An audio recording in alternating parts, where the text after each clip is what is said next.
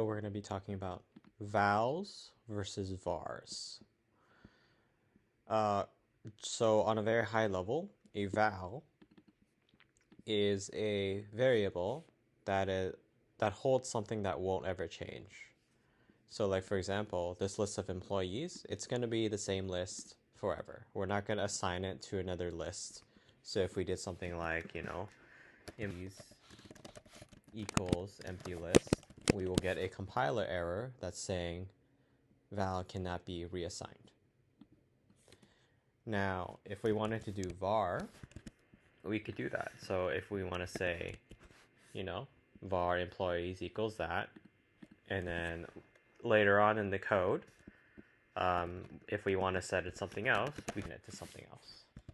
And so that's the main difference between vals and vars. Let's use both in order to figure out how to, for example, in our program, right, we're printing out the list of employees, right?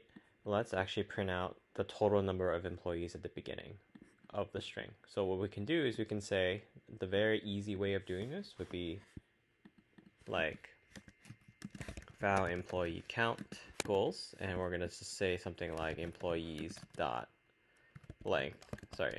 size, and then we could do lens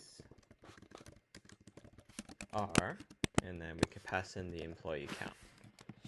So this would be a very simple way of just using a val to assign a variable name to this size, right? And there we go. Now if we wanted to use var, what we can do is instead of computing the count like that, we're going to say 0, and then we're going to use a for loop. So you're going to use a for each loop. So employees dot for each, and we're going to run. And at the end of it, the count will be accurate. So let's actually change this to employee count.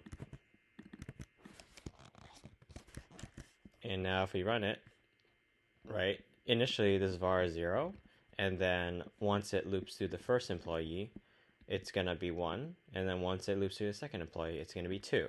And so this is a value that is reassigned every time to a new number or to a new value, and that's why we're able to use var here. Now if we change it to val, that's not going to work because this is going to throw a compiler error. So that is all for this video. Hope you learned something, and I'll talk to you next time.